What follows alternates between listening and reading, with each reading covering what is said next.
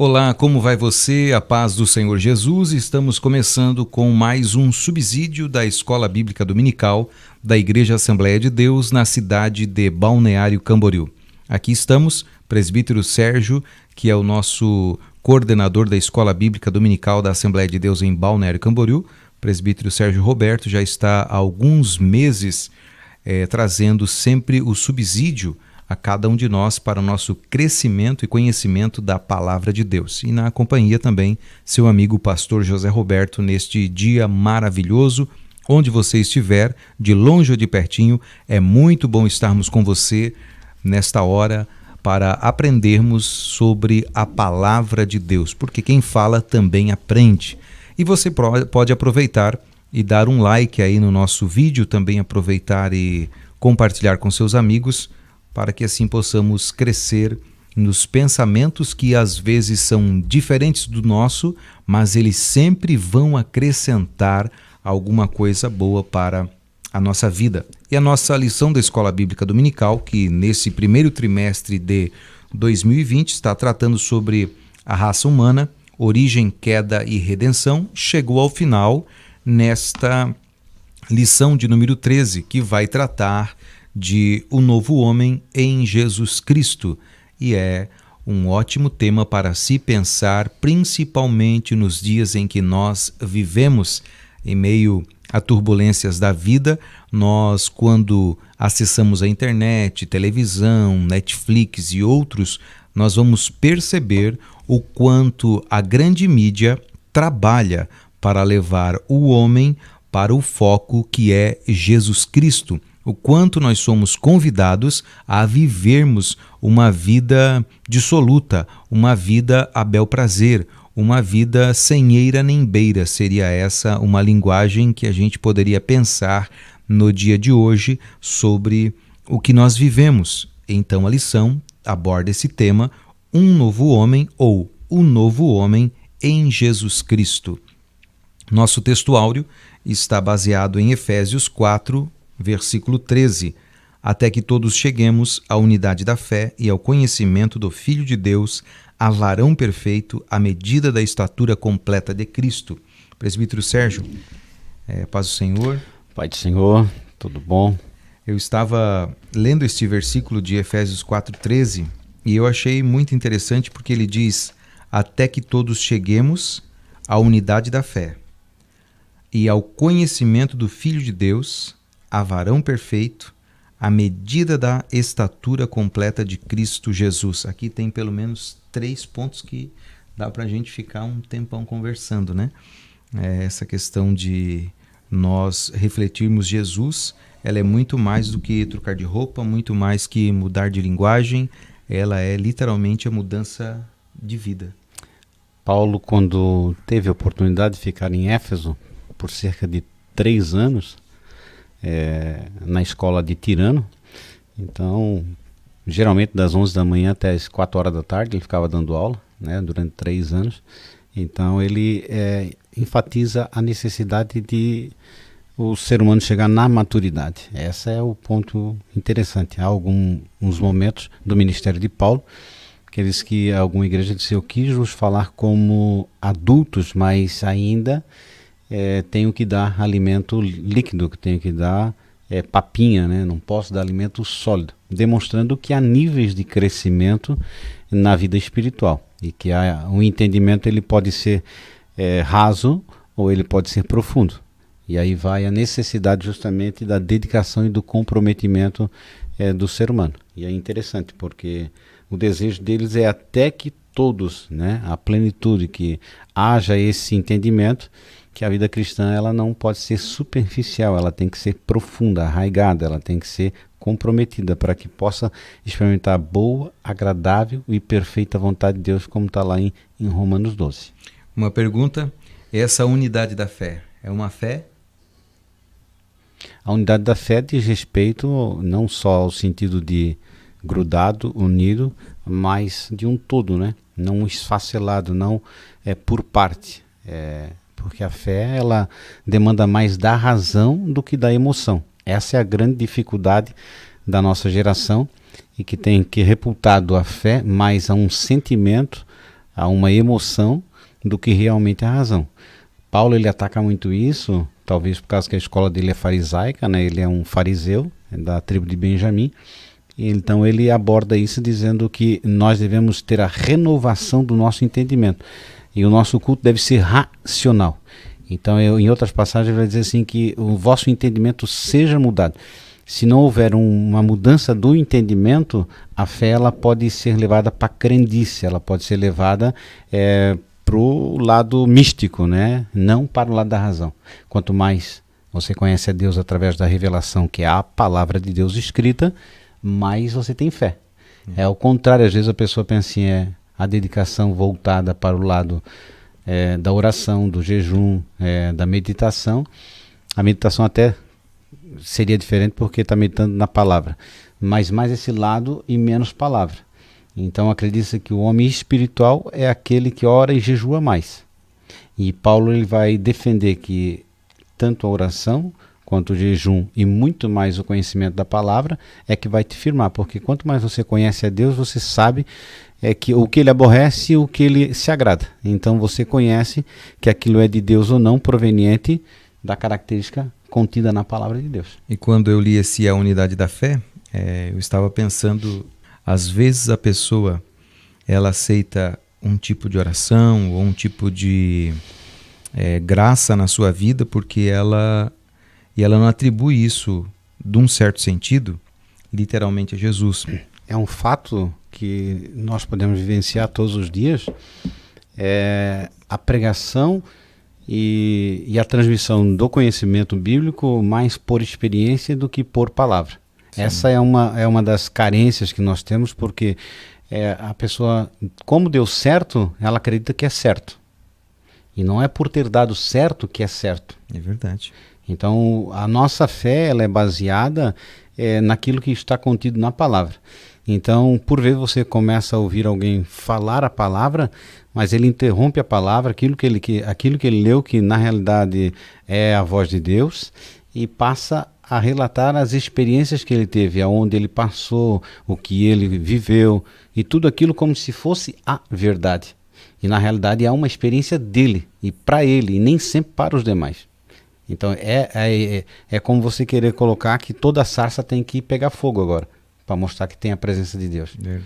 Então não é um ato isolado ou uma experiência sua que vira doutrina. Mas infelizmente muitas pessoas no uso da palavra, e aí o problema, né, que nós temos é a responsabilidade que você usa a palavra verbalizada, né, e vai se utilizar das tuas experiências. Porque tem pessoas hoje proclamando aí heresias e baseado porque foi curado, porque orou e Deus respondeu, né? E esse Deus respondeu é muito subjetivo, porque se você vai em lugares que não professam a Deus, também tem milagres. Em todos os lugares há milagres, por Sim, toda parte. Claro. Mas o que importa não é o milagre, o que importa é a tua vida com Deus. Sim. Né? Porque você pode ser curado de câncer, você pode se tornar uma pessoa que caminha pelas próprias pernas e está fora da vontade de Deus. Deus não reputa uma cura a um cego dizendo que ele vai ser curado e salvo. Ele passa a ver, mas se ele vai para a eternidade com Deus, vai depender do caminho que ele trilha, não mais daquela bênção que ele recebeu. Deus abençoa todos nós com o sol, o ruim e o bom. A chuva cai sobre o pobre e o rico. Não quer dizer que ambos estão na mesma condição, mas todos recebem benefício de Deus. Então o que importa para nós é aquilo que está na palavra. Quer dizer, o que a multidão entra em delírio, ou aplaude, ou corre atrás, ou pede autógrafo, não quer dizer nada. Porque a mesma multidão que coloca Cristo em Jerusalém, palmas e dizendo que é o rei, em poucos dias é o que está diante dele crucificado. Então, nós não seguimos multidão, nós seguimos o que a palavra diz.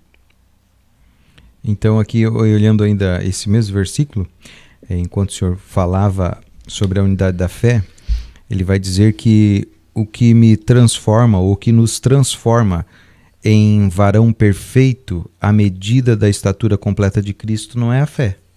Não. Né? É o conhecimento do Filho de Deus. Né? É porque o conhecimento é algo que, se você lê Provérbios, o Provérbios é rico nisso, né? Provérbios 1, Provérbios 8, até tem uma passagem que nós às vezes nos utilizamos de forma equivocada, dizendo aqueles que me buscam de madrugada me encontrarão. Ali justamente diz a sabedoria, né? A sabedoria clama, ela está à disposição de todos, mas demanda esforço. E tudo que demanda esforço você tem que abrir mão de alguma coisa. E nesse tempo, por exemplo, nós estamos agora com tempo sobrando, né? Quantos irão aproveitar para meditar, estudar, ler, né? Adorar a Deus? É verdade. É um ponto que eu estava pensando hoje ainda. Está acabando o tempo. Né? Porque as pessoas, alguns já estão reclamando, na segunda-feira já estavam reclamando, estou no terceiro dia em casa, mas enquanto que, será que nesses dias essa pessoa parou para analisar aquilo que Deus tem proposto para ela? Será que caminho ela está trilhando? Né? Eu, por exemplo, já consegui ler 2 livros, né? Estou entrando no terceiro agora, e não é pela quantidade, mas é a oportunidade que você tem. Você pode fazer as coisas de casa, ainda sobra tempo. Uma, porque você não vai em lugar algum.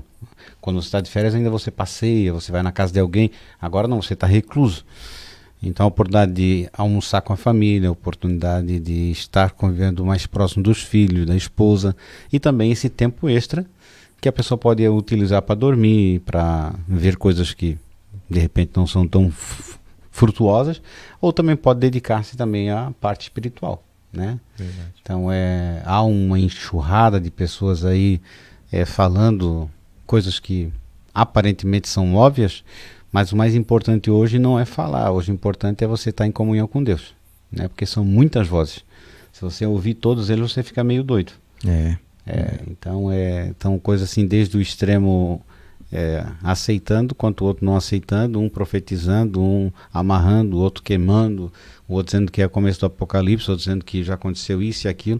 Quer dizer, aí que eu digo, a firmeza sua é ficar no caminho que você já está, né? Porque nós já estamos no caminho certo. Então, se vai ser o princípio das dores, se é o meio das dores, se não vai ser dor, não importa, com Cristo nós, como disse o apóstolo Paulo, tudo posso.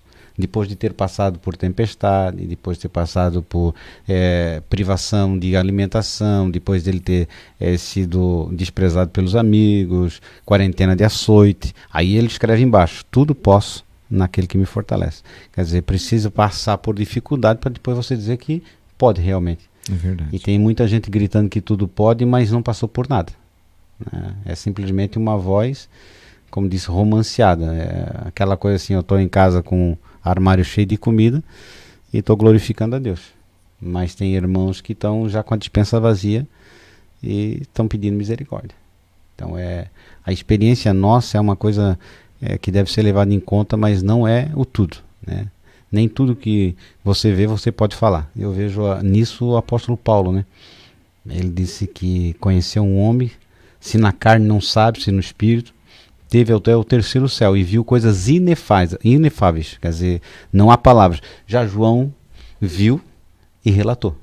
Verdade. Né? Presbítero Sérgio, eu estava aqui olhando Efésios 4:13 e enquanto o senhor falava, eu estava aqui abrindo na minha paráfrase da Bíblia a mensagem do Eugene Peterson, e ele vai traduzir Efésios 4:13 da seguinte maneira: Jesus fez isso para que todos possam trabalhar juntos em perfeita harmonia e sintonia, numa resposta cheia de gratidão e dedicação eficiente ao Filho de Deus, como adultos plenamente maduros, plenamente desenvolvidos, plenamente cheios de vida como Cristo. Como Cristo. É porque ao infante, ao pequeno, dá-se a revelar aquilo que é da sua própria idade. Você não pode passar uma equação de segundo grau para uma criança de 5 anos. Verdade. Você não pode falar de botânica para uma pessoa. Então, à medida que a pessoa, que o cidadão, o cristão, ele desenvolve espiritualmente, também as revelações vão aumentando. Então, Deus se revela mais para aqueles que se amadurecem, né? Porque aquela pessoa que é neófita na fé, ela fica vagando só no jardim de infância. Então, para ela, o mais importante é aquele momento, né, de ser balançada, de receber a comida na boca. Mas o adulto, ele vai trabalhar para trazer alimento para casa. Então aí a mensagem de Paulo é assim, ó, vocês têm que ser adultos o suficiente para que vocês possam também levar essa mensagem adiante. Quer dizer, não é só o que eu aprendo, mas é o que eu aprendo e passo para os demais. Porque eu não posso passar algo que eu não tenha conhecimento. Então, se eu sou criança, quantas responsabilidades caem sobre meus ombros? Quase nada. Eu não posso dar para uma criança de 12 anos um carro para dirigir. Ele é um ser humano, verdade, capaz, sim, mas ele ainda não está apto. Inteligente. Sabe às vezes muita coisa, mas não tem possibilidade ainda. O domínio daquela... Então tem determinadas coisas que só vão ser alcançadas com a maturidade. E é isso que Paulo quer dizer, vocês estão no caminho. Paulo fez uma revolução na cidade de Éfeso, numa cidade de 250 mil habitantes, completamente idólatra. Mexeu até no mercado, né, porque os fabricantes de ídolos da Diana tiveram o seu comércio afetado pela mensagem do Evangelho. Verdade. Então aí que vem, porque Paulo ele traz essa mensagem e ele fica ensinando. Durante 3 anos, olha que importante, ensinando. E pessoas têm pouco apreço por aprender. Elas querem se emocionar. Nós temos uma geração hoje que quer ouvir de tudo para se sentir aliviada, mas não quer descarregar realmente aquilo que impede de ter comunhão com Deus, que é o pecado, né? E tem outra pessoa que ela não quer aprender. Ela quer ouvir e que a mudança venha através do que ela ouviu. Sim. Ela ouviu, eu ouvi o pastor fulano ou fulano de tal ensinou isso e é válido, mas na minha vida ainda não mudou, porque ela não está disposta a viver aquele momento, a mudar a sua vida através da palavra de Deus, né? E nós temos o advento também da pós-modernidade, que é o mundo líquido, né? Bem configurado por Bauman, né? O suíço. E é justamente isso que hoje você, aí sei lá, 100 anos atrás, ou nem precisava 100 anos, vamos botar aí 70 anos atrás, você chegava para uma pessoa e colocava a ideia, olha, você está errado porque aqui está escrito assim, assim, assim. A pessoa olhava, via, ia perguntar, né, ia pesquisar, via que estava errado e ela aceitava a tua opinião. Quer dizer, isso acontecia muito no Evangelho. Você pregava o Evangelho, mostrava pela palavra, e ele ia lá para o líder dele e não tinha uma resposta satisfatória. Ele pegava e aí ele trazia, não, realmente você está certo. Ele aceitava Jesus pela razão. Ele entendia o Evangelho, via que estava fora do padrão da palavra e aceitava Jesus. Hoje a pessoa vem em qualquer ministério, ouve a mensagem, acha interessante, mas ele não se converte. Ele vai em outro lugar que fala até o contrário, acha também interessante, e assim ele vai de um centro espírita a uma igreja, de uma igreja a um time de futebol, e tudo ele acha interessante, mas ele não muda. E quando muitas vezes ele é confrontado com aquilo que ele está fazendo de errado, ele fica com raiva daquele que transmitiu a mensagem. É verdade. Só quer se aparecer, isso aí é para impor a ideia dele, mas ele está errado. Tem defeitos. Exatamente. Ele não é afetado, mas isso é por causa da mudança, né, da pós-modernidade, onde as pessoas mudam muito rapidamente, movidas hoje pela mídia, né? Pode ver quantas pessoas hoje conseguem ficar nessa quarentena aí sem estar uma hora ou outra olhando para o celular. E aí elas reproduzem o que está vendo e ouvindo. E às vezes nem é verdade, mas aquela ânsia, se não abrir, parece dar até Se não repassar também, né? E a nossa verdade prática vai estar dizendo: a salvação em Jesus Cristo leva-nos à perfeição espiritual, moral e ética, porque ele, Jesus, embora Deus, foi o mais perfeito e completo dos seres humanos. Achei interessante que a ligação da verdade prática aqui do pastor Cláudio Honor de Andrade, quando ele põe que a perfeição espiritual, moral e ética. Ele está falando aqui de 3 pontos e fiquei pensando, né, que Jesus nasceu numa época onde os gregos dominavam a cultura, os romanos a questão de leis e o cuidado civil das pessoas. E aqui quando ele coloca a salvação em Jesus Cristo leva-nos à perfeição espiritual, daquilo que nós estamos bem ambientados, né? Depois ele fala sobre a moral, e a moral ela foi inserida num contexto romano, moralis, Sim, né? claro. Que é a maneira com que eu me expresso do que está dentro para fora, né? Moral. E depois ele fala a ética, que é o valor grego, né? Sim. Que é uma etimologia grega. E ele vai falar sobre a ética, que é o caráter, o meu hábito, né? Então eu acho interessante isso, porque parece que ele está ligando 3 coisas importantes para nós, que entre aspas aqui não é uma, mas quase que uma tricotomia, né? Sim, claro. De valores que a gente precisa ter diferentes na nossa vida, tanto na vida espiritual quanto na vida moral, como ele expõe aqui, e também na vida ética. Às vezes a pessoa ela não tem ética para algumas coisas, né? Outros não tem moral para falar, para fazer, né? A salvação ela é integral, né? Ela atinge o ser por completo. Não há como uma pessoa ser espiritual e ela ser infiel à família, ou infiel ao emprego. Aonde ela está, ela é uma igreja, ela é uma casa de Deus, ela é uma morada do Espírito Santo. Então, ela automaticamente a salvação ela tem que afetar todo o teu ser, né? Então é uma coisa que não dá para você reputar um cidadão que diz que aceitou a Cristo, mas continua ainda mentindo, né, para ganhar lucro. Ou a pessoa no serviço tem uma prática e na igreja tem outra. Quer dizer, a vida do ser humano é transformada. Então, aonde quer que ele vá, ele é uma luz. Esse é o grande fator, né? A integralidade do ser humano é afetada pela presença de Cristo. Então, atinge toda a área da vida dele, a moral, né? E a moral aí já vem da própria lei de Deus, né? Porque se nós podemos falar de moral, isso vem justamente do que é certo e do que é errado, né? E só podemos basear entre certo e errado, tendo como premissa uma coisa superior a essa. É verdade. Porque não tem como... Para mim pode ser certo, para você pode ser errado. Para você pode ser errado, para mim pode ser certo. Mas o padrão que vai determinar isso é um padrão que é divino, no caso, né? Nós temos lá, por isso Deus estabelece as suas leis em Levítico e para o povo de Israel, para que eles tenham um parâmetro, né? Olha, é certo e é errado. Então, você tem como base, né? Como aquilo que é fundamento, a palavra de Deus. E isso, até hoje, nós temos hoje, a moralidade vem dos judeus. Essa é a questão de certo e errado, aquilo que é bom, que não é bom.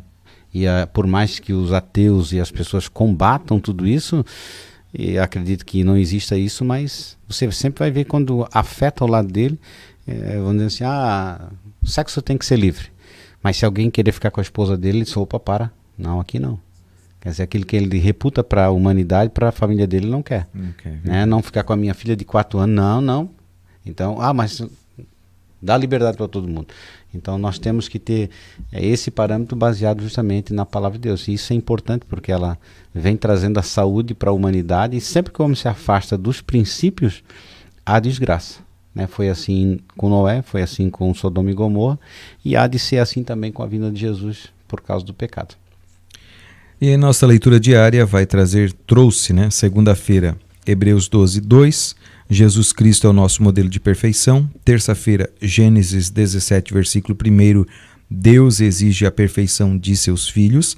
Quarta-feira, Mateus 5, versículo 48, Jesus exige a perfeição de seus discípulos. E quinta-feira, Jó 1, verso 1, Jó, exemplo de perfeição espiritual e moral. Sexta-feira, Ezequiel 14, versículos 14 e 20, homens que se destacaram pela perfeição. E sábado, Filipenses 3, versículos 1 ao 16, o alvo de Paulo, a perfeição em Cristo Jesus. Então este é o que você aprendeu na leitura diária. E a nossa leitura bíblica em classe está no livro de João, capítulo 3, versículos 1 ao 16, que é aquela narrativa da conversa de Jesus com um príncipe dos judeus que era fariseu, que nós o conhecemos muito bem, Nicodemos. E o interessante dessa leitura bíblica em classe é lá no versículo 14 que Jesus vai dizer que como Moisés levantou a serpente no deserto, Assim importa que o Filho do Homem seja levantado, para que todo aquele que nele crê não pereça, mas tenha vida eterna. Porque Deus amou o mundo de tal maneira que deu o seu Filho unigênito, para que todo aquele que nele crê não pereça, mas tenha a vida eterna. Por 2 vezes, Jesus cita esta frase tão pequena e parece que também tão complexa para alguns, né?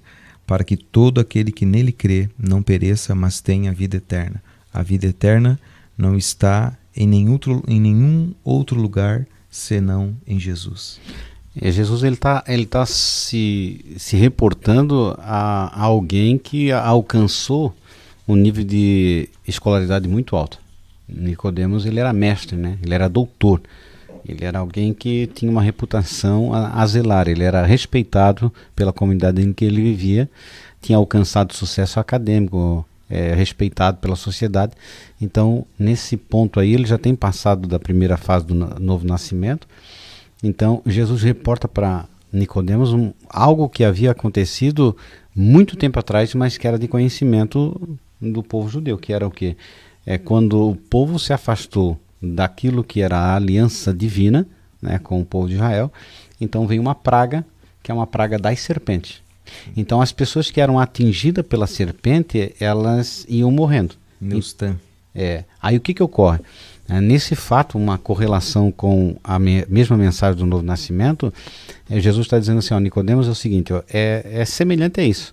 Quando aquelas pessoas estavam caídas no chão, a ponto de morrer, e se eles tivessem a atitude de olhar para cima e considerar que aquele objeto era salvador, eles conseguiriam. Para isso eles teriam que se humilhar, dizendo assim que a salvação não dependia mais deles, a vida estava indo embora, mas o ato deles se humilharem e aceitar a mensagem que Moisés recebera de Deus, ao ato deles olhar para aquela figura de uma serpente, né, eles teriam salvação. Quer dizer, a justificação estava mais não na aliança, nem naquilo que eles poderiam produzir, mas estava no ato da fé, de crer na mensagem que Moisés recebera de Deus. Então sempre será assim, quando o homem tiver caído na miséria, ou no estado deplorável, e ele reconhecer tudo isso como filho pródigo, e ele olhar para cima, quer dizer, não para si próprio, não para dentro de si procurar resposta, né, essa positivismo, mas buscar a resposta de Deus, ele vai encontrar misericórdia. Quer dizer, o arrependimento, a humilhação, como acontece com a figura de Nicodemos, né? Nicodemos ele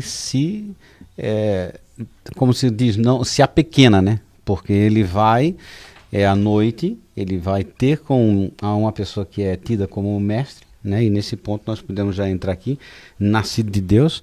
Então ele chega para Jesus, é interessante demais essa mensagem, porque ela é muito profunda. Porque quando ele chega para conversar com Jesus, ele diz o quê? Mestre. Jesus tinha quantos anos mais ou menos nessa fase da vida de Jesus na Terra? 31? 32? Quantos anos teria talvez Nicodemos? 60? Já vinha há quanto tempo ensinando a Torá, a lei, sabia os principais comentários dos rabinos que foram anteriores a ele. Ele era um homem que ensinava, mas ele olha para Jesus, olha para aquilo que ele vem fazendo e confere com a Escritura. Ele diz, nunca vimos em Israel alguém andar sobre o mar, alguém acalmar vento, fazer milagre de ressurreição, fazer paralítico andar, expulsar demônios, que não seja proveniente de Deus. Então ele se humilha, ele diminui, né, porque ele vai considerar alguém muito mais novo, mestre, que nunca havia estudado em escola rabínica nenhuma. Até os 12 anos ele aprendeu a lei de Deus, mas depois de 12 anos ele continua o ministério dele. E nisso é interessante, porque quando ele vai dizer lá, tomai sobre vós o meu jugo e aprendei de mim que sou manso e humilde, ele está falando a respeito do ministério rabínico dele. E aí Nicodemos olha assim, me ensina, eu quero saber como é que eu faço para mudar a minha vida. Aí Jesus vai dizer, olha, tu tem que nascer de novo.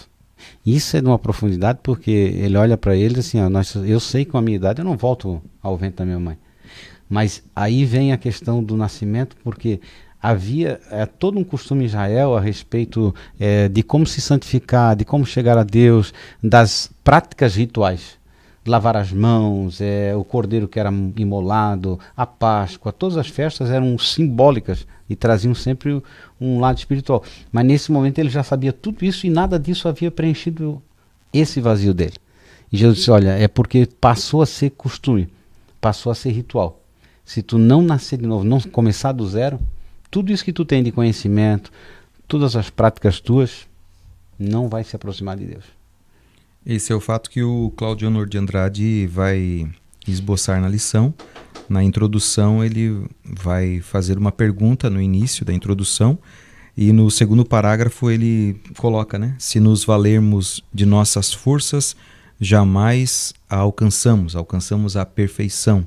Às vezes o nosso ritual, né, o rito que nós prestamos ou achamos que estamos prestando a Deus ou a nossa vida é apenas um ritual, é o que nós aprendemos, é o que nós nos esforçamos para fazer. Eu vou me esforçar hoje para orar 1 hora, mas não é esse teu 1 hora que vai fazer com que você seja mais santo. Às vezes é os 3 minutos que você orou sincero ao Senhor que vai lavar sua alma, que vai te garantir a vida eterna, e não os 60 minutos que a gente improvisou uma oração para tentar, uma palavra, seduzir a Deus, né? Conquanto que Ele conhece o nosso interior e não aquilo que a gente esboça, o nosso esforço humano.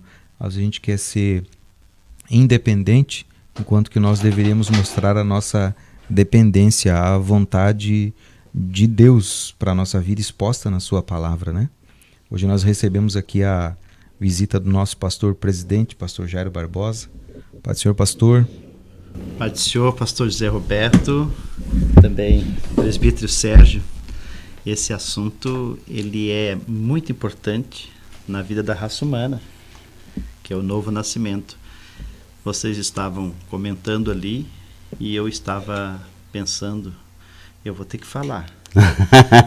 Senta aqui, pastor. Vocês me permitam falar um pouquinho desse assunto? Claro. Na prática. É uma alegria isso. Na prática, sabe? Eu sou filho de pastor e quando eu nasci em lar cristão.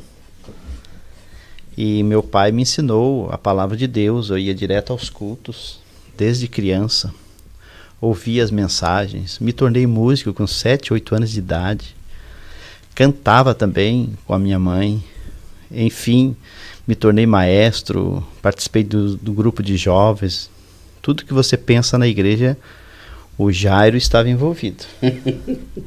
Por livre e espontânea pressão. Mas estava ali. E eu deixo um conselho, todos filhos de crente devem ir aos cultos e à igreja acompanhar os pais. Só que eu não tinha passado pelo processo do novo nascimento, presbítero irmão Sérgio, pastor José Roberto e todos que estão nos ouvindo. Quando pregavam a palavra de Deus sobre arrebatamento da igreja, sobre a morte física, que nós depois teríamos outra vida, enfim, eu ficava assustado, com medo, porque eu não tinha passado pelo processo de novo nascimento, eu não tinha certeza de salvação, eu não tinha entregado a vida para Jesus, mesmo indo aos cultos, eu era um religioso apenas, um filho de crente. E um dia eu tive uma conversa muito franca com um pastor, amigo meu, que era pastor auxiliar na época, e eu disse, olha, eu não tenho certeza de salvação. Daí ele disse as seguintes palavras para mim, Jairo, você precisa nascer de novo. E entrou no assunto do novo nascimento. E depois de algum tempo eu tomei a minha decisão e aceitei a Jesus como Salvador e me tornei um nascido de novo. Hoje eu tenho 2 vidas, a vida física e a vida espiritual. O apóstolo Paulo fala, acho que em Efésios, sobre "E vos vivificou, estando vós ainda mortos". Isso aí é quem ainda não nasceu de novo. Tem um hino de Joel e Israel, vou terminar já, senão vou atrapalhar o roteiro da lição da escola, que é tão boa. Tem um hino de Joel e Israel, uma dupla que atravessa gerações, que eles têm um hino Saudades, que é muito conhecido, mas também eles fizeram um hino que eles cantavam dizendo assim, que a vida, para ser bem vivida, tem que ser envolvida na vida de outra vida. É isso aí. Interessante, eles trazem ali a doutrina do novo nascimento, a vida dentro de outra vida. Então, é um assunto muito importante, continue assistindo, compartilhe essa aula depois para os amigos, para as pessoas, porque nós precisamos ser nascidos de novo. E eu tenho uma mensagem que, às vezes, nós nascemos de novo e depois vamos ao óbito espiritual. É um grande perigo. Daí nós precisamos ressuscitar outra vez. E enquanto tiver oportunidade e chance, vamos aproveitar, porque Jesus deu a sua vida na cruz do Calvário e é através dele que nós nascemos de novo. Que Deus abençoe a todos. Obrigado, meus amigãos, meus companheiros de ministério, pela oportunidade. Está aí a participação do nosso pastor presidente, pastor Jairo Barbosa. Sempre bom recebê-lo para conversarmos e ouvir também aquilo que Deus coloca no coração do seu filho.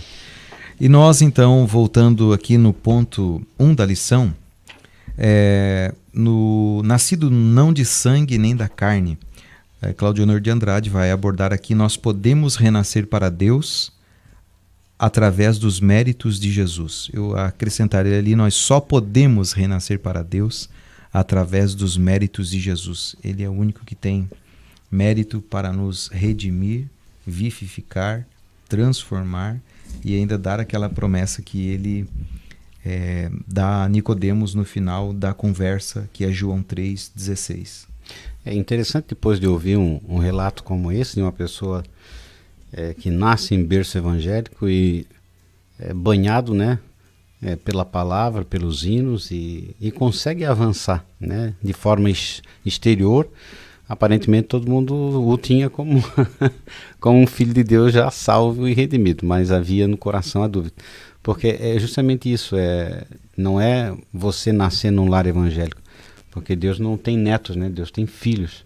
Então, mas aqui o que nós abordamos aqui pela palavra é uma ruptura é um paradigma que vai ser quebrado, porque Nicodemos era respeitadíssimo. E havia essa dúvida no coração dele. Quer dizer, não porque ele não conhecesse a palavra, mas é porque havia alguma coisa. Como Nicodemos, né? É como Cornélio.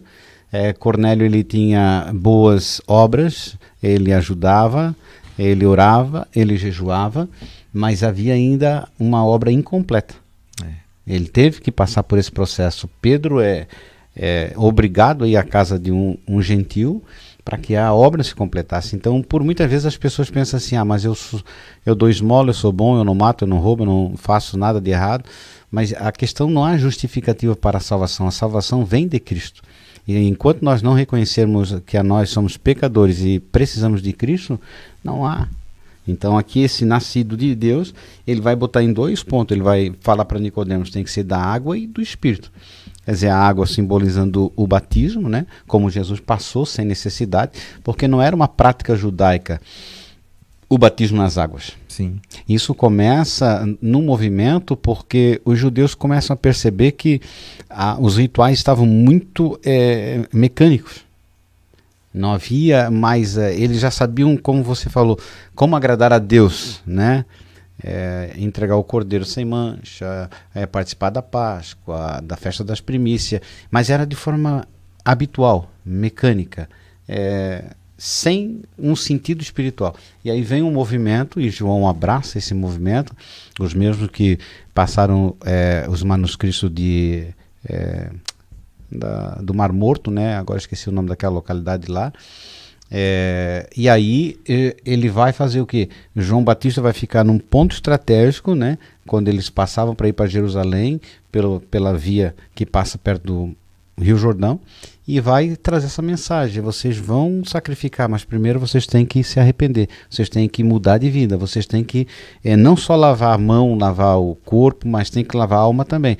E aí começou esse movimento do batismo das águas.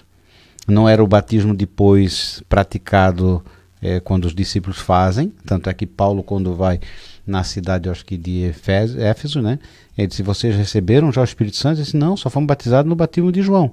Aí lá ele batiza de novo e ele aí recebe o Espírito Santo. Então é nesse ponto que Jesus está dizendo: tem que nascer da água, quer dizer, tem que quebrar esse negócio de religião, tem que quebrar esse negócio de ritual, só de costume, tem que ir para a prática. E do Espírito mais ainda, porque Jesus disse: Nicodemos, é como o vento. Você não sabe para onde ele vem, de onde ele vem e para onde ele vai. Assim é aquele que é guiado pelo Espírito. E aí nós vamos ver exemplos maravilhosos, como aconteceu com o Filipe, né? Pregando em Samaria, e o Espírito Santo fala com ele, seu Filipe, sai daqui, vai lá pro... Quer dizer, é levado de um lugar para o outro, conforme a necessidade. Paulo está indo para uma cidade, o Espírito Santo o impede. A força do Espírito Santo no Novo Testamento, ele começa de uma forma não só verbalizada, mas ele também assume a figura de uma pessoa, de vontade, de direção. Então é nisso que é lindo, porque quando você é guiado pelo Espírito, nasce de novo, a tua vontade é suprimida, não que ela não exista, né? Aí vai lá para Gálatas. Mortificamos as obras da carne para que o Espírito possa falar mais alto. E aí é que nós damos liberdade. E quanto mais você dá liberdade para a carne, menos o Espírito tem proeminência na sua vida.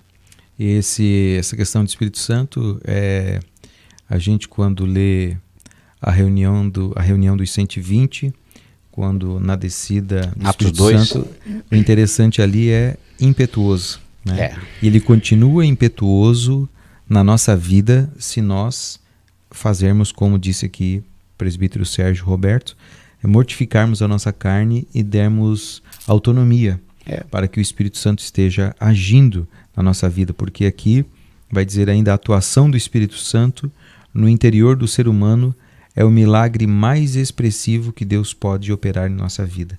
É aquele que, como diz Paulo em Coríntios, aquele que perscruta as profundezas do coração de Deus, revela ao nosso coração. Aquele que... Porque se o Espírito ele está dentro de você, é aquele que ele pode lhe revelar as coisas de Deus, porque ele é de Deus, que ele é o próprio Deus. Então, se nós observarmos o que ocorre, é que essa mudança de entendimento faz nascer uma oportunidade de ter uma comunhão mais significativa com Deus. Porque uma vez que você tem a presença do Espírito Santo de Deus, você tem o auxílio dele, né, presente, para te orientar aonde você deve ir, o que você deve fazer, a decisão a ser tomada. Nós, na pós-modernidade, nós temos, a igreja tem levado muito de forma planejada, de forma administrável, de forma organizada, não levando em conta a manifestação do Espírito Santo. Muitas decisões são tomadas por aquilo que nós temos por experiência e não por aquilo que Deus quer às vezes. Então nós vamos fazer missão, nós vamos fazer isso, nós vamos fazer aquilo. Tá, mas quanto ao Espírito Santo? É isso que o Espírito Santo quer? Quer dizer, não deu certo isso, então vamos inventar outra coisa. Né? Mas em tal lugar está fazendo isso, está dando resultado. Por exemplo, modelos de administração de igreja. Você quer fazer crescer o seu grupo, quer fazer crescer a sua igreja. Nós temos, né, uma franquia e levamos a administração e você vai implementar, daí você vai fazer os passos que você adotar os passos que nós queremos, a sua igreja cresce. Quer dizer, ela incha, né? Ela passa a ter um volume, mas até quanto isso é válido? Né? Então nós temos esse movimento da coisa prática, da coisa já pronta, é própria da nossa época. O resultado tem que ser rápido, tem que ser instantâneo. Aí nós estabelecemos dias, colocamos campanhas, fizemos tantas coisas afora daquilo que realmente o Espírito Santo é. Porque o Espírito Santo ele é tão significativo que ele vai marcar o início do ministério dos apóstolos com uma coisa dramática, né? Ele vai ver Barnabé na sua voluntariedade, entregando a sua propriedade, surgindo um sentimento de inveja no casal, Ananias e Safira, e quando eles vão concluir a obra, o que Pedro disse? Você não mentiu para mim, você mentiu por Espírito Santo. E por ter mentido o Espírito Santo, não tem oportunidade, tu vai morrer. Quer dizer, é incrível assim, porque a figura do Espírito Santo hoje, às vezes cantada, é aquela figura que enche o indivíduo e faz ele chorar. Ou faz ele pular, ou ele faz ter visões. Não é de um espírito que pode tirar a vida. É verdade. Então, o Espírito Santo, o nome já diz, é santo. Então, como a luz vai ter comunhão com as trevas, como as obras da carne vão ter comunhão com as obras do Espírito. E aí vem essa grande luta que Paulo vai dizer que está dentro de nós. E hoje nós vemos muita figura do Espírito Santo como uma figura, não como um ser que atua mesmo. Né? Sim, porque se você analisar, 2 mortes ali por causa de algo aparentemente inocente, mas era para marcar o ministério dos apóstolos, era para trazer autoridade sobre eles e também colocar o temor sobre a igreja, né? Quando você não tem temor, qualquer coisa serve. Então, por isso, hoje, muitas pessoas entregam, né, o animal manco, aleijado, substitui por um objeto, porque para Deus que eles servem, qualquer coisa serve. E na realidade não é assim, né? Por isso, você que está nos ouvindo aí, você que é professor, é bom enfatizar que a figura do Espírito Santo não é só simplesmente uma força, uma energia ou uma figura, mas ele é na realidade o próprio Deus. E ele é zeloso, né, quanto ao que nós vimos, sentimos, comemos, vestimos, tudo diz respeito a ele. Uma vez que você é propriedade de Deus, você responde a tudo que você faz para aquele que te comprou. É verdade.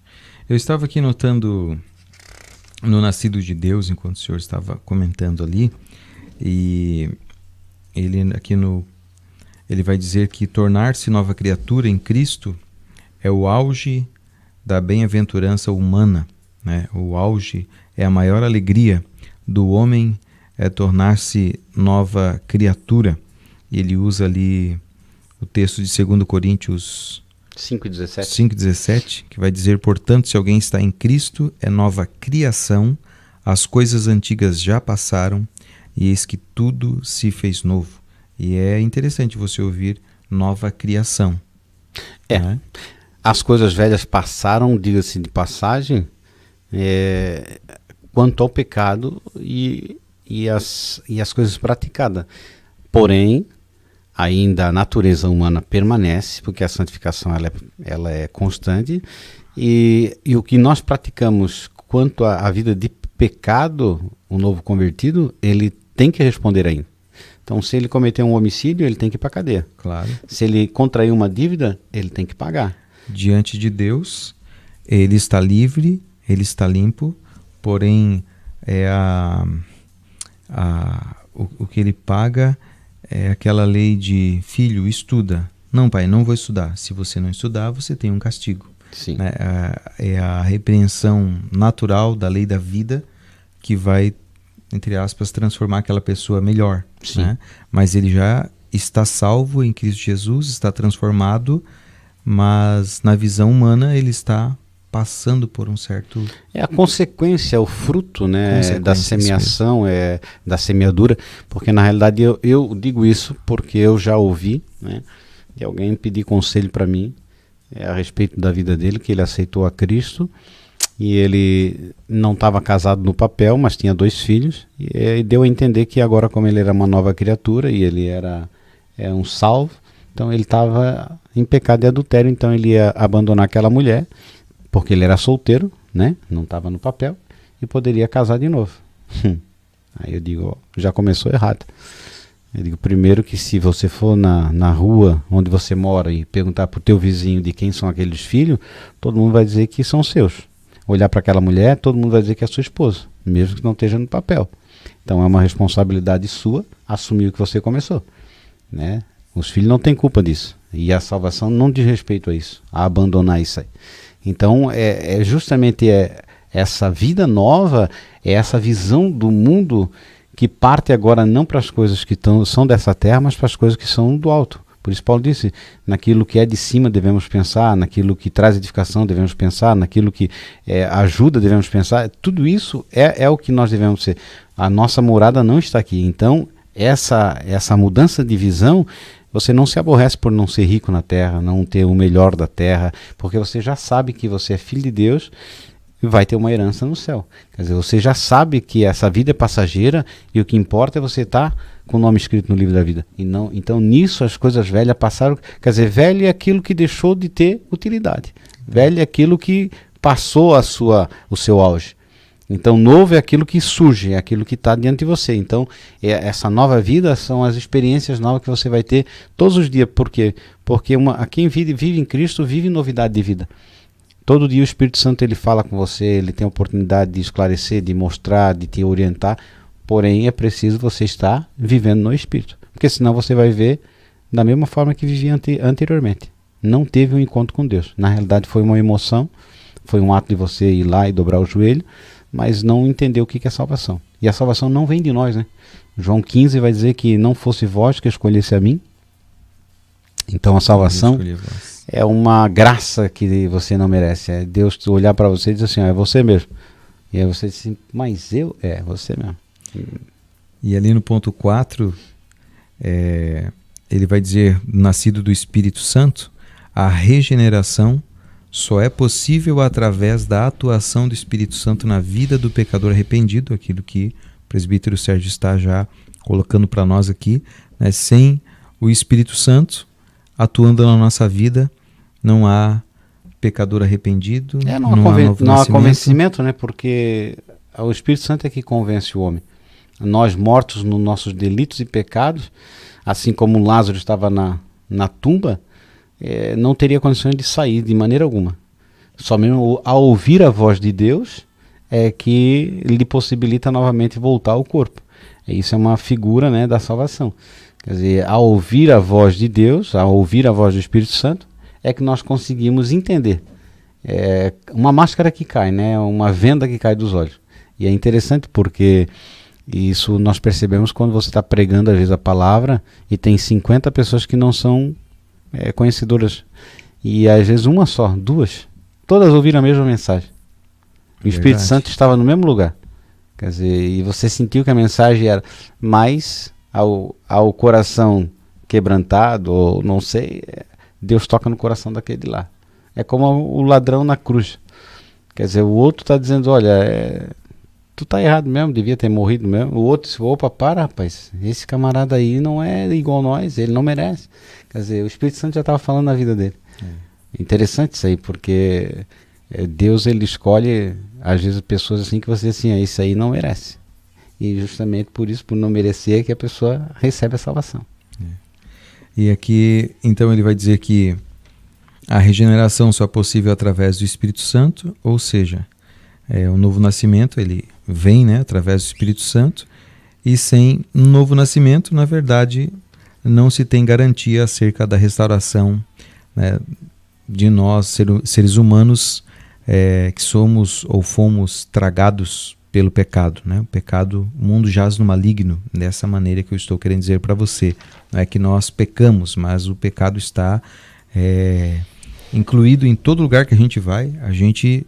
O pecado se aproxima de nós. Pode o passar pecado álcool, se joga na gel. nossa, o pecado se joga na nossa frente. Ó, tô aqui. É outdoor, tudo que você vê ou que você se move, você olha para um lugar e você, meu Deus, que depravação, que coisa, e isso é para a gente perceber. Eu estava aqui pensando, enquanto o presbítero Sérgio falava sobre a presença do Espírito Santo, tem um amigo que a igreja dele foi assaltada há uns anos atrás, e no culto as pessoas, os ladrões estavam no culto, 3 pessoas assistiram todo o culto, e ao final eles renderam as pessoas, roubaram o que queriam, 2 carros e tudo mais. E a mulher do pastor fez uma oração no meio do culto. E quando eles estavam pedindo para as pessoas tirarem as joias, ela foi botar a mão para tirar a aliança dela. Ele falou assim, não, você não mexe em nada. Você fica aí onde você está. E eles viram nela algo que eles não viram nos outros, num certo sentido, né?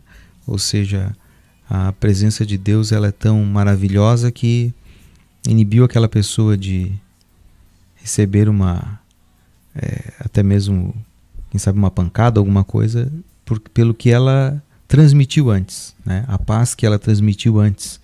E nesse mesmo contexto havia crianças, adolescentes, adultos, e a gente vê um pequeno testemunho de como a ação do Espírito Santo ela é maravilhosa. Não é que os outros não tivessem, mas no momento que ela teve a oportunidade, ela fez a oração, né, aquilo deve ter trazido algo no coração daquelas pessoas que estavam fazendo essa maldade, que, meu Deus, aonde eu estou, quem eu sou, né? Mas o coração duro, ele Sim. mesmo assim não deixou aquela pessoa se consertar e ela continuou no seu erro. Nós estamos agora nesse fechamento, nós temos agora o segundo tópico, né, que é falar sobre a justificação do novo homem. É claro que a justificação vai abranger aqui 3 tópicos só, subtópicos, que são a inutilidade da justiça humana, a maravilhosa doutrina da justificação e o novo homem é justo. Isso é uma doutrina, se você se aprofundar, tem muitos livros e não dá para exaurir ou para nós esgotar esse assunto, mas vamos dar uma pincelada para você ter um entendimento. A inutilidade da justiça humana. Tudo que o ser humano faz, ele está contaminado pelo pecado, né? Por mais bondoso que o ser humano possa aparentar ser, mas dentro dele não há justificativa.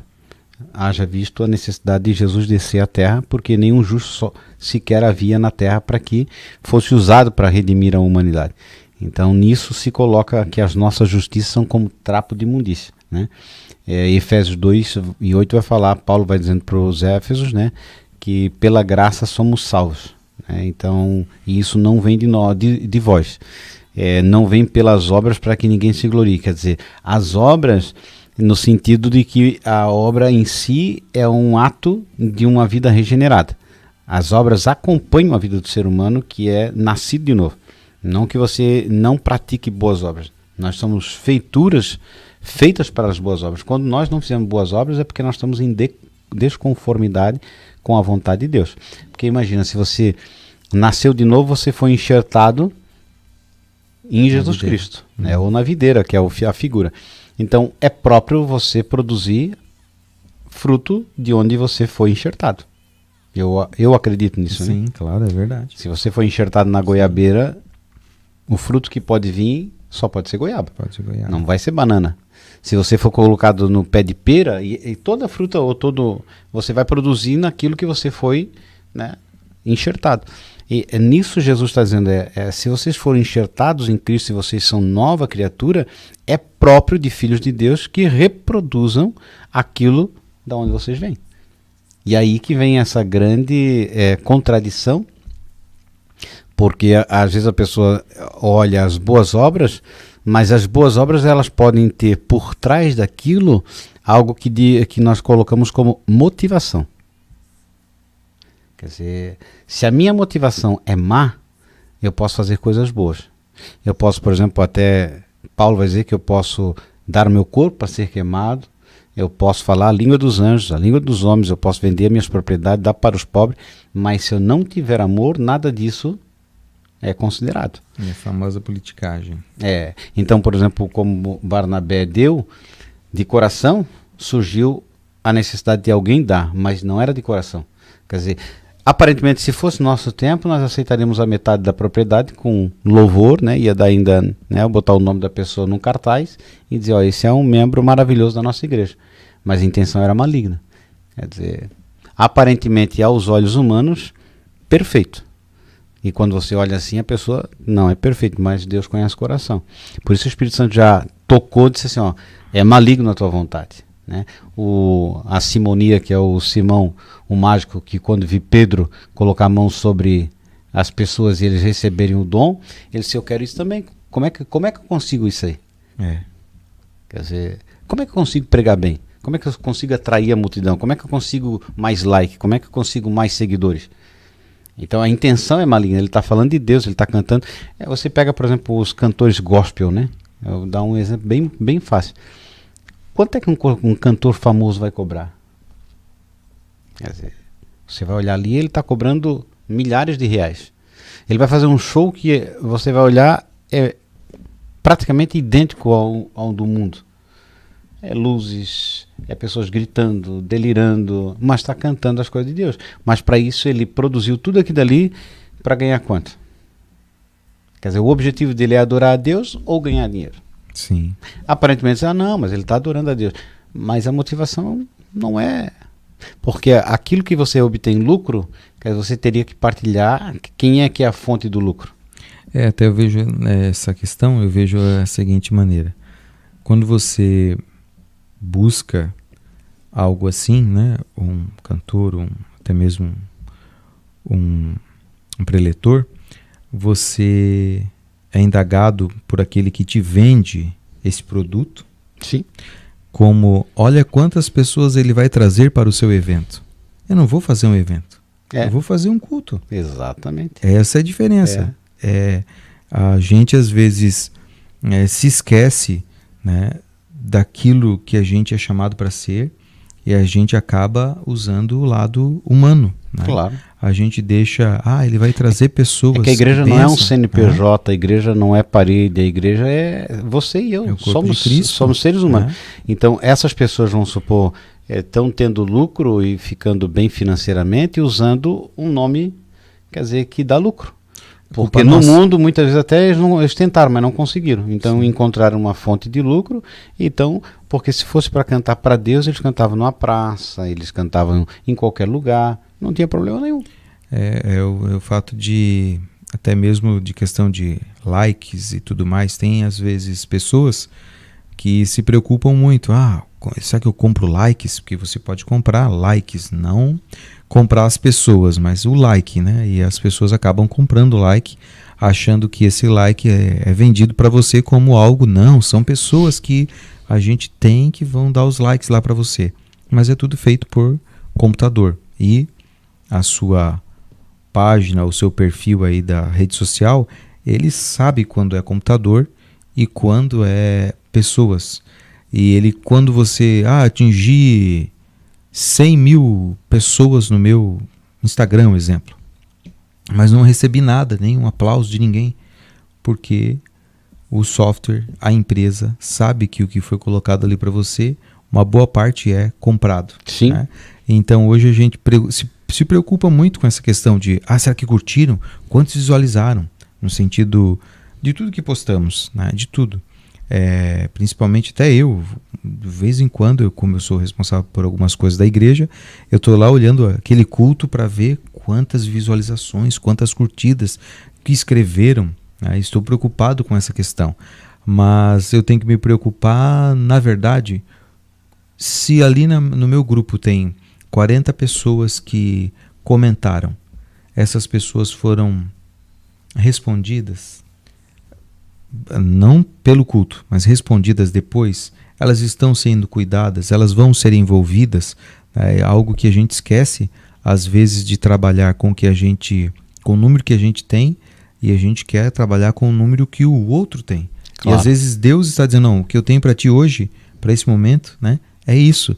E a gente, como igreja, e aqui eu falo igreja, espaço físico, né, a gente quer ganhar.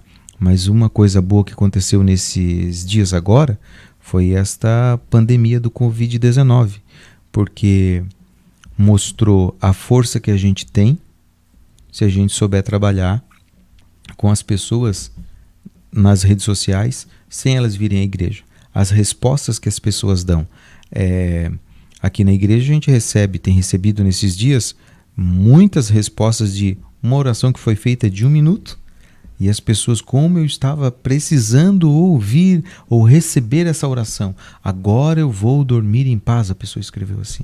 Que bom. Coisas pequenas que às vezes a gente olha numa ótica visualizando a questão humana, né? A gente quer, como eu vou fazer? E o Espírito Santo quer que a gente haja em pequenos pontos, pequenos detalhes. Então, quando nós estamos falando da intenção, da motivação, então aqui vai colocar a inutilidade da justiça humana, é justamente aquela coisa que aparentemente você pode até aparentar ou demonstrar, mas nada do que nós façamos vai nos dar direito de salvação. É isso que a Bíblia vai dizer, que não é pelo teu esforço, não é pelo teu mérito, não é por aquilo que você faça que você alcança a salvação. A justificação, no segundo ponto, ele vai colocar aí no terceiro, vai dizer que a justificação vem o quê? Um preço impagável, como tem aquela dívida daquele homem que o patrão perdoa e ele vai em cima do seu próximo que deve uma ninharia e coloca no cárcere, dizendo, é aquela coisa assim, uma dívida impagável, ou como aqueles talentos que o dono dá, né, para eles trabalharem, que é uma quantia exorbitante para alguém que era escravo trabalhar. Então, mas demanda o quê? Que nós precisamos sempre olhar para aquele que é o autor e consumador da nossa fé. Quer dizer, é o ato de justiça de Jesus se humilhar e morrer na terra como homem e ressuscitar, que vem trazer a salvação. Então, em nenhum outro há salvação a não ser através de Cristo Jesus. Não há outro meio pelo qual o homem possa ser salvo a não ser através de Cristo Jesus. Então, ainda há pessoas que, na simplicidade, digam: irmão, eu estou fazendo isso porque eu paguei um preço, eu subi no monte, eu orei, eu jejuei, então Deus está me usando. Negativo. Se fosse por esforço, então você não precisa nem se gloriar, porque você alcançou pelo teu mérito. Que todo presente é dado não porque você mereça, é porque a pessoa quis dar. É como você perguntar para tua esposa: por que tu me ama? Ela vai dizer: não te amo porque te amo. Porque se disser assim: eu te amo porque tu tem dinheiro, porque tu me trata bem, então daí já não é amor, isso é uma troca, né? O amor é inexplicável. Então a salvação da mesma forma. Então justificativa a nossa, agora o irmão disse assim: não precisa orar, não precisa. Não, é óbvio, porque isso voltamos ao ponto. Uma vez que você é salvo em Cristo Jesus, automaticamente a tua alma tem sede de Deus, tem gratidão pela salvação, e aí ela vai justamente fazer o quê? Conversar com Deus, não por obrigação, não por uma regra. Eu quero alcançar um dom, então vou orar 3 horas por dia. Isso é uma metodologia furada, porque você pensa que convence Deus. Deus já sabe a tua intenção, a tua motivação. Tu está ali de joelho porque tu quer uma cura, tu está ali de joelho porque tu queres uma porta de emprego. Então, quer dizer, o meio que você achou para convencer a Deus é ficar mais tempo dobrado. Verdade. Quer dizer, eu vou cantar, eu vou pregar, eu vou evangelizar. Mas qual é a tua motivação? Porque eu quero... Então, Deus já olha lá de cima e diz: para. É o que ele diz em Isaías, assim: estou enojado de tanto sacrifício. O jejum de vocês aí não adianta de nada, porque vocês estão fazendo com a intenção só de me convencer para me dar o que vocês querem. Então, se a minha motivação não for certa, eu estou errado, né? Então, eu acho que a justificação nós podemos passar e entrar na parte da santificação, que vai falar a santificação como posicionamento, a santificação como processo, e a santificação é a vontade de Deus no novo homem. Aqui é um ponto interessante, o início da santificação. Ele fala que regeneração é um ato instantâneo, né? Mas do dia para a noite, da água para o vinho. Tem um irmão aqui na igreja, ele é um presbítero da igreja, presbítero Valdir, e ele falou para mim: quando eu vim morar para cá, eu era uma pessoa que andava de bar em bar. Um dia eu fui parar dentro da igreja em Camboriú. Ele morava em Balneário e foi parar dentro da igreja em Camboriú. Ele falou: naquele dia eu aceitei Jesus, saí da igreja, no outro dia de manhã eu não tive mais vontade de beber, e até hoje eu nunca mais tive desejo de tomar bebida alcoólica. E aí a gente vê sobre essa questão da regeneração, que é um ato instantâneo. E ele vai dizer que a santificação, ela é um processo que demanda toda a nossa vida até alcançarmos a estatura de varões perfeitos. E esse ponto é importante porque santificação alcança ou vai toda a nossa vida, né? As pessoas acham: agora esse irmão é santo, é santificado, e ele está no processo, óbvio, porém não é o ponto final. Às vezes a pessoa se enche: porque tu viu como que estão falando de mim agora eu sou, e ela não entendeu que esse processo vai até o final da vida. Eu acho que foi o senhor que falou certo dia, que não lembro se foi o senhor, que a pessoa ela enche igual o balão, aí o Espírito Santo chega e tem que estourar, né, para ela voltar à consciência daquilo que ela é, a sua razão, né? E depois ali no ponto 1, a santificação como posicionamento. O pecador arrependido passa a ser visto não apenas como justo, mas também como santo por Deus e pela igreja. Então o mundo lá fora vai acusar essa pessoa. É porque a palavra santo quer dizer separado. Sim. Né? Então tudo que é separado para Deus se torna santo. Então é um objeto que você tire para a casa de Deus, ele é santo. Então quando Deus nos separa, né, ele nos santifica. Isso não quer dizer isenção de pecado. Santificação Sim. é uma coisa, isenção de pecado é outra. O homem nunca vai deixar de ter pecado. Isso é uma coisa impossível, né? Tanto é que aquele que diz que não tem pecado faz-se mentiroso, porque não tem como não pecar. Agora, a questão da santificação é o fato, como o pastor José falou, há alguns que Deus opera um milagre radical em que a pessoa perde completamente a vontade, né, por determinadas coisas. Há outros irmãos que vão ser salvos e vão lutar sempre com aquela fraqueza. Então, ele era alcoólatra, Deus transformou a vida dele, o Espírito Santo o fortalece para ele não voltar à vida que ele tinha anteriormente. Mas há sempre um conflito, ele não pode brincar com o pecado.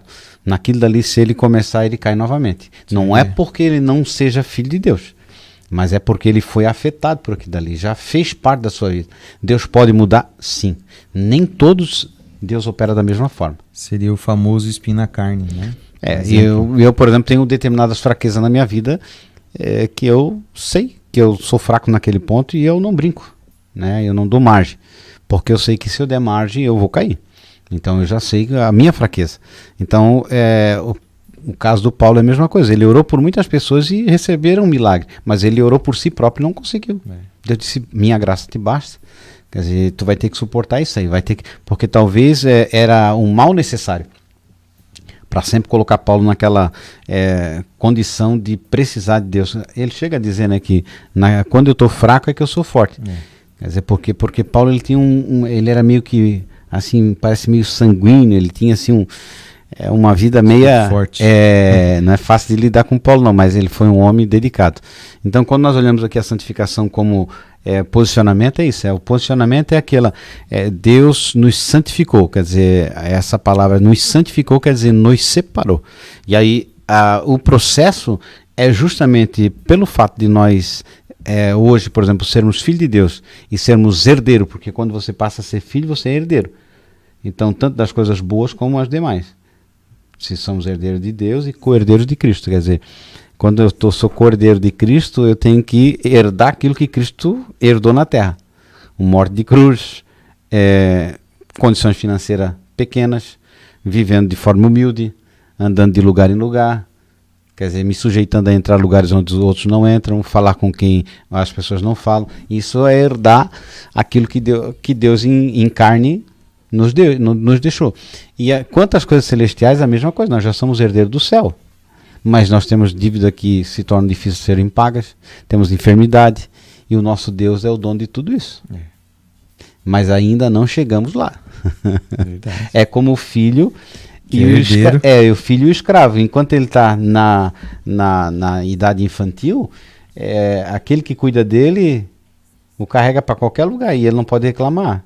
Quer dizer, ele tem superioridade ao escravo, mas quem cuida dele é um escravo, e ele tem que se sujeitar naquele momento ali. Até chegar o tempo que ele vai crescer e ele vai dizer para o escravo, não, agora quem manda aqui sou eu. Mas ele já é herdeiro. E o fato de o pai também, né? O pai, ele vai determinar para aquele filho quando que ele terá a posição de ser o administrador, ou ele terá a posição mais elevada naquilo que faz, né? É filho do rei, tem tudo na sua mão, mas ele ainda não manda. Então tem muitas pessoas assim, mas nós somos filhos do rei, o Deus dos céus e da terra, o do ouro e da prata pode fazer tudo. Eu discordo pela palavra, né? Nós vamos ver muitos exemplos em que os nossos irmãos piedosos morreram de forma cruel, pobres, mas cheios da graça de Deus. E também tem outros que morreram ricos, também foram servos de Deus. Né? Então não é regra dizer que para ser servo de Deus tem que ser pobre. A questão é que nós temos que colocar a santificação como um processo no qual demanda esforço da nossa parte também, porque Gálatas vai dizer 5:24, né? Que depois que ele fala das obras da carne, né? Ele vai dizer lá: e os que são de Cristo crucificaram a carne com as suas paixões e com as suas concupiscências. Depois dele falar quais são as obras da carne, ele vai relatar isso, o apóstolo Paulo para os Gálatas. Quer dizer que há um esforço da nossa parte em rejeitar. Não é Deus que tira a vontade. Fugir da aparência do mal. Eu tenho, por exemplo, pecado, prostituição, Então, por que eu vou estar assistindo filmes que avancem nesse caminho? Violência, mentira, idolatria. Então, tudo isso eu já sei que não é. Então, eu tenho que me afastar. Como alguém que queira santificar-se, eu tenho que me abster. Em alguns momentos não vai ser possível. Você vai passar uma mulher seminua na rua. Agora, se você continuar olhando, aí sim. Você não é cego de dizer assim, não vi. Viu, mas não ficou olhando. Isso. Ou não virou o pescoço para olhar. Sim. Né? Aí é uma diferença. O primeiro olhar é coincidência. O segundo é concupiscência. Então você tem que se cuidar, porque quando você está olhando, outros também estão olhando para você. Bem isso mesmo. E você, como representante de Cristo, está no processo da santificação. Então esse processo ele vai o resto da vida. Não é assim, uma vez santo, santo para sempre. Interessante que ele diz, há um longo e disciplinado processo de santificação. Longo e disciplinado. E às vezes as pessoas não têm a disciplina para ler um livro, não têm a disciplina para orar. E o processo de santificação ele é longo e também disciplinado. Eu preciso cuidar o que eu falo, cuidar o que eu olho, cuidar com quem eu ando. Tudo isso faz parte. E a Bíblia ensina, né? Sejam tardio no falar, prontos no ouvir. Deus deu 2 ouvidos e uma boca. Já é mais ou menos um ensinamento, né? Sim. Se tem 2 e aqui tem 1, então 2 é mais importante que 1. Às vezes a pessoa esquece que pensa que tem 2 e tem 1 só. Né? Então nesses pontos a maturidade vem justamente desse conhecimento e a experiência. É como o senhor já está habituado dentro da oratória, prega, faz programa de rádio, então tem todo o conhecimento que vai alcançando com o tempo. E quando o senhor visualiza as suas prédicas, as suas gravações, você, não devia ter feito aquilo, vou mudar naquilo. Quer dizer, você observa os seus próprios erros e tenta melhorar. Sim. E aí vem o aperfeiçoamento, porque a prática, né? Então, na santificação, quando você vê o início de uma discussão, você que é maduro já sabe onde vai chegar. Então você para. O tolo não, continua. Então, quer dizer, o processo de santificação é isso. Traz edificação? Não, então para. Vou comentar isso. Vai edificar? Não, aí você para. Então esse é o homem espiritual, que ele pensa não só nele, mas ele pensa no que edifica. E aí é a vida espiritual, né? Porque é uma batalha, porque às vezes é gostoso falar. É gostoso passar para frente. Verdade. É gostoso ver alguém cair. Ainda mais quando aquele parece ser seu concorrente. Meu Deus. É um sentimento natural nosso. Verdade. Então nós temos que dizer assim, segura Sérgio velho, né? E dá lado ao Sérgio novo. E é nessa luta que nós vamos até o final da nossa vida, né? Lutando para não deixar que o nome de Cristo seja envergonhado na nossa vida. Porque aqui na santificação é a vontade de Deus. No novo homem, ele vai dizer que quanto mais nos santificamos, mais parecidos nos tornamos com o Senhor Jesus. E é uma frase de tamanha importância e responsabilidade. Quanto mais nos santificamos, mais parecidos nos tornamos com o Senhor Jesus.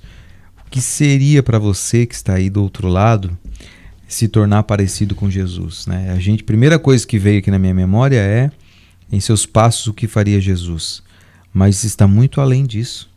Está muito além dessa questão de a gente visualizar, né, de ser mais parecido com Jesus. Porque Jesus não escolheria esse tipo de vida nossa. É aceitar aquilo que a vida às vezes nos retribui, né? Por mais que mas eu fiz tão bonitinho. Mas ninguém me viu, ainda me apedrejaram. É mais ou menos isso, crucifica-o. Né? Enquanto isso, ele está trabalhando em nós, está nos lapidando.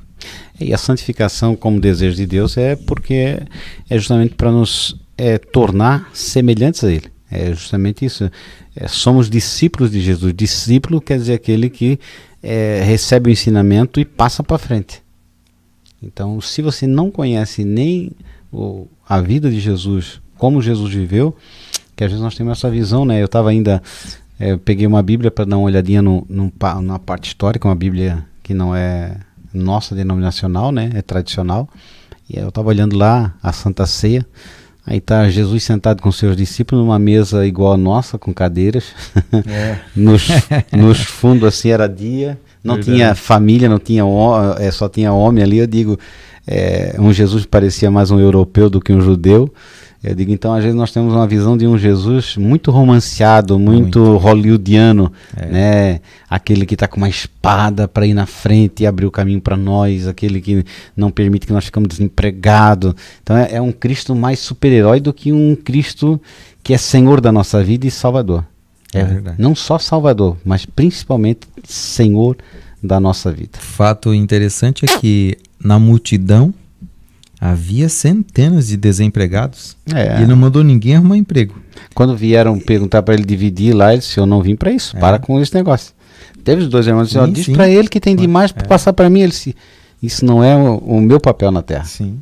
Então, Jesus, ele quer que nós cheguemos à estatura de varão perfeito, é isso que ele quer, né? E não é por isso, claro, que se a pessoa está desempregada, ela não vai buscar um emprego, mas eu estou querendo dizer para você que Jesus, ele está olhando além da nossa visão humana, ele sabe a nossa necessidade, e às vezes essa porta que fechou, esse problema que chegou, é Jesus dizendo assim, agora eu posso te aperfeiçoar. Claro. E a santificação como vontade de Deus, acho que Hebreus vai dizer, né, que seguir a paz com todos, e a santificação, sem a qual ninguém verá Deus, né? Não no sentido que é a santificação que vai te levar a Deus, voltamos àquela, é a justificação e a graça.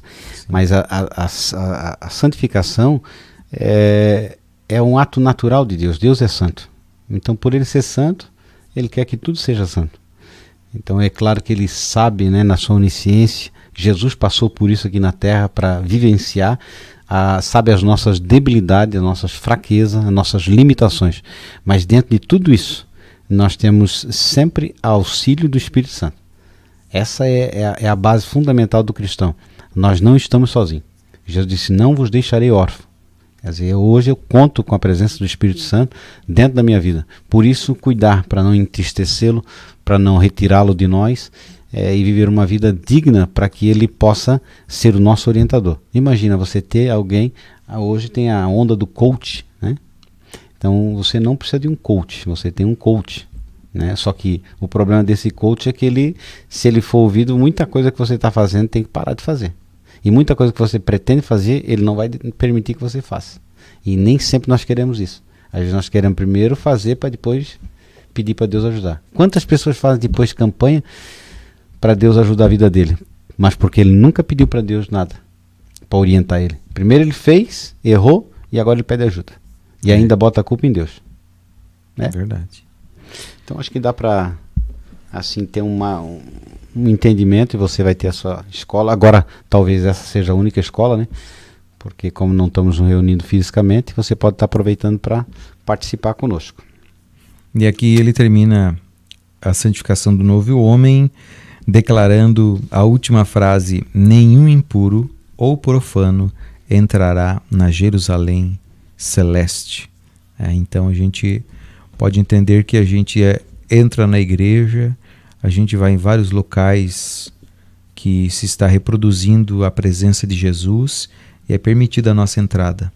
Mas se não consertarmos a vida ou se não entregarmos a nossa vida a Jesus, nós seremos impedidos de entrar nesse lugar que é o lugar da presença de Deus, porque o outro lugar não tem a presença de Deus. É verdade. O inferno é literalmente isso. O inferno é um lugar sem a presença de Deus. Então ele já seria inferno se não tivesse lago de fogo, o bicho que não morre, né? Já seria inferno porque só da falta da presença de Deus. Porque qualquer coisinha que nos acontece, a gente diz, ai meu Deus! Né? E lá não vai ter a presença de Deus. E assim a nossa conclusão, eu grifei uma frase aqui da conclusão, a nova vida em Jesus é um presente de Deus. Amém. Aleluia. E assim nós então terminamos o nosso momento da nossa 13ª lição da Escola Bíblica Dominical, desse trimestre que foi o primeiro de 2020, e no próximo domingo será então o livro de Efésios, que nós vamos aprender com a Igreja Eleita. É a próxima lição.